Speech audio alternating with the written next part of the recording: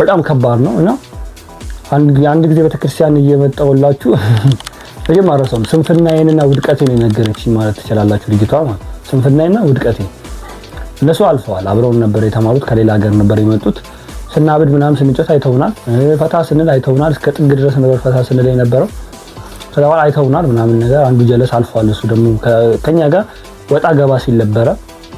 ከዛ በኋላ አወር እንትናል። ከዛ በኋላ አገኘኋትና ባለፈው አመት ያኛው ልጅ ነው አይደለ? ባለፈው አመት ግቢ ነበር ምናምን አለች። ላይክ ወጣ ገባ ባለፈው አመት ምናምን ስትል ላይክ አመመኝ ማለት ነው። አመመኝ ታውቃላችሁ። የሆነ መንገድ ያህል የሆነ መንገድ ያህል ዝም ነው ያልኩት። ውድቀት የነገረችኛ ምን ላድርግ? ዝም አልኩኝ እስከ ጥግ ድረስ። እናቴ ዝም ነው ያልኩት። ምን ልናገር? ውድቀት የነገረችኝ አውቀዋለሁ 12ኛ ሪሚዲያን አብረን እንደ ተማርነው ምናምን ናቲ ነው ስሙ ምናምን። ኧረ ስሜን ስላወቅሽ አመሰግናለሁ ምናምን ብዬ ዝም ብዬ አለፍኩ። በቃ ውድቀት የነገረችኝ ላይክ አስባችሁ አብራችሁ ተመራችሁ ምናምን መንገድ ላይ ስታገኙዋቸው ምናምን ነገር ይደብራል። ትንሽ ወደ ኋላ የቀረ ይመስላል። ካለም አዘሴም ታይም ደግሞ እነሱ የማይፈልጉትን ትምህርት ነው እየተማሩ ያሉት።